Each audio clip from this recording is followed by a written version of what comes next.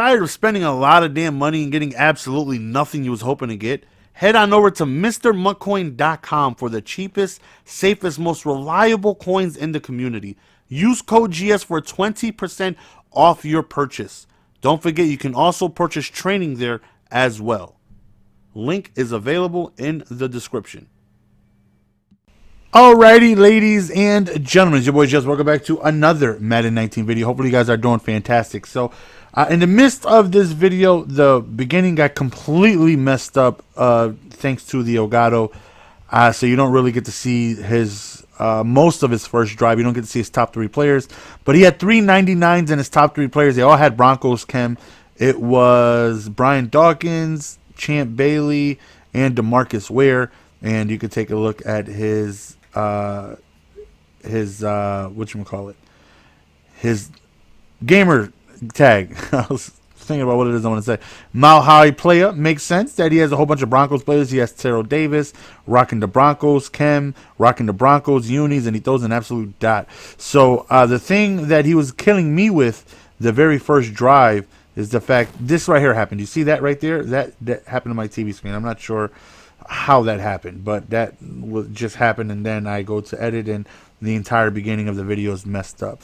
But he had a bunch of tight ends at wide receiver. He come out of 3 wide receiver set. He'll have like Delaney Walker, Shockey out there, just tight ends all over the place. As Dion Primetime takes it for 6 to start us off on offense. Very, very, very great way to start. You know, we tie the game up without having to put our offense out on the field, so that right there is a plus.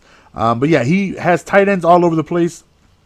So I'm not sure whether, you know, these are the type of people that frustrate me when I'm on defense, is the people that, you know, run the ball and run the ball well out of running sets and passing sets, you know, because I don't know whether to come out to try and defend the run. I don't know whether to come out to try and defend the pass. And it gets a little frustrating because I don't know what type of personnel I need out there. Right here on 3rd and 3, he rolls out, throws an absolute dot over there towards the sideline. Wish Steve Atwater was a little bit faster. See, right there, I was in my rush defense, you know, where I got Atwater and Sean Taylor at cornerback. And right there, I run commit, and we don't get any type of push whatsoever, and he ends up scoring, and he celebrates his way into the end zone.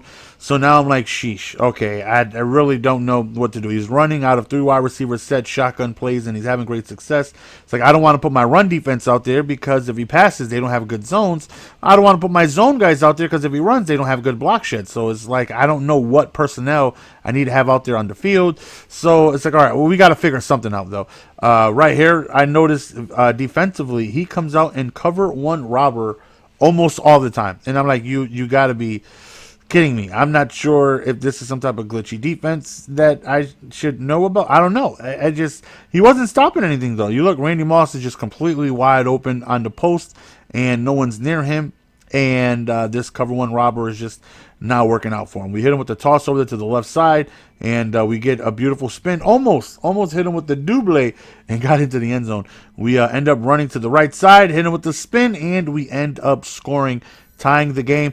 Or at least I thought so. I go on ahead to kick the PAT, and he just comes around and he blocks it. Not only does he block it, he picks it up. He hits me with a beautiful 1 cut right here, and he's gone. And just like that, instead of having a tie game, he is now up 3. And he celebrates into the end zone. And I'm like, you have got to be kidding me. You want to talk about all-time max frustration. Like, that is awful. The fact that we should be tied. We both scored 2 touchdowns, but he has the lead because of the blocked PAT return for 2. So you see right here, Shockey Walker on the outside, and I'm in my pass defense, and thankfully, who's that, Ty Law? Thankfully, someone gets a shed. And again, right here, he comes out in this set, and he has, you know, tight end. Look at the streak wide open. He had someone wide open for a touchdown. Thankfully, he didn't see him. 3rd and 10 right here. We finally get off of the field with Alan Page rushing around the outside to give us our first defensive stance, and we go on ahead and get the ball back. So I'm confident we could score against him as long as he stays in this cover 1 robber. I'm not really sure what he expects out of this defense, but he's not really stopping us out of it.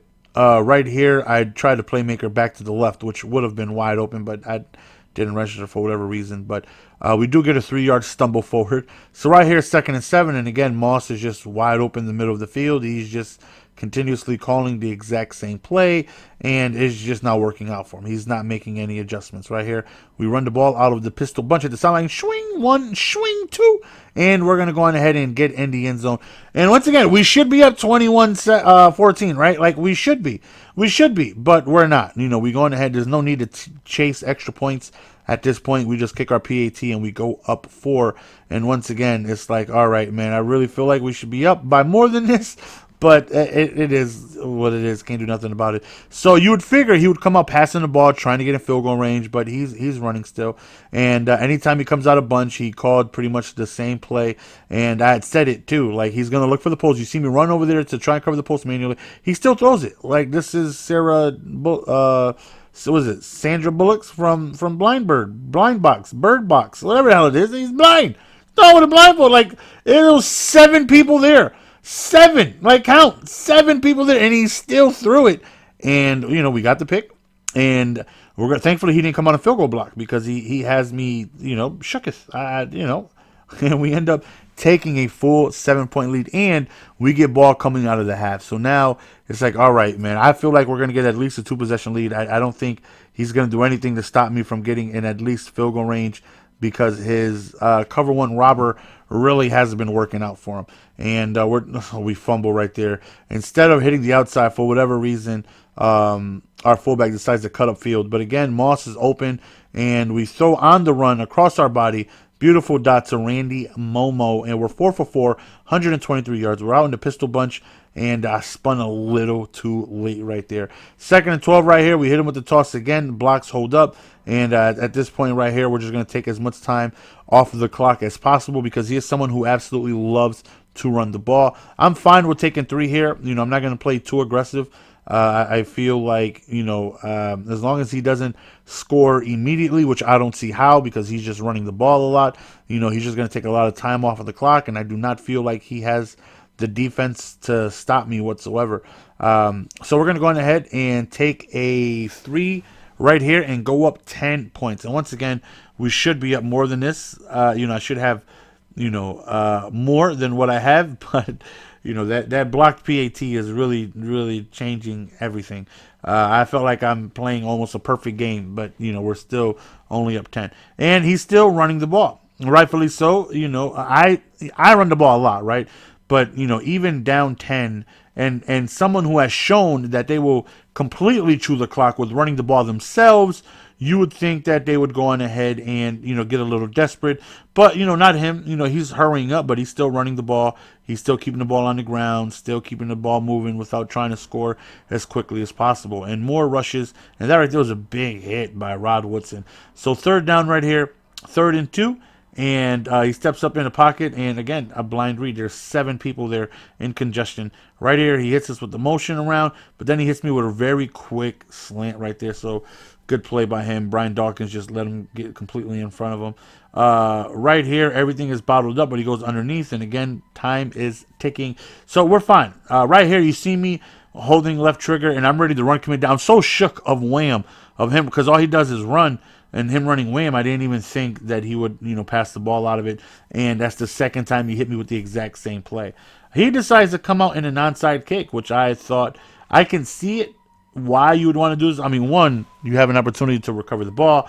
But 2, it gives me less field to chew clock. But you're already putting me in field goal range at the minimum to where I'm already guaranteed to almost score. So here's, a veteran move that most of you guys know, but for the 4 of you who don't, when you're about to hit the 2-minute warning, just come out in field goal if you're, within the 40-yard line, just to see if you can make the kick or not. So I want to go on ahead and, just see if I can make it, if I don't move the ball from here, and I can't.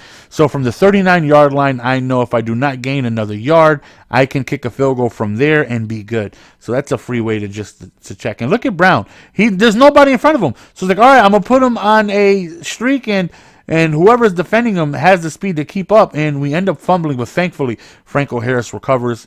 3rd and 8 right here. We're going to go really quickly underneath, and we decide to try and win the game instead of giving the ball back to him with an opportunity to win it with a touchdown. We're going to go for it. We reroute B in a slant position like a 1 o'clock playmaker. He goes for the hit stick. He completely misses, and that right there is the ball game. Hopefully you guys enjoyed. It was a tough one. It was a tough one. He wasn't the greatest passer in the world, very blind, but we still end up winning, and we end up doing our daily. We get 7.5K, I believe, in like 20 training. But again, man, hopefully you guys enjoy. And every time I do my set, I always do 80 to 81 overall set, because sometimes you get rising stars out of there, and they go for about 7 to 9K.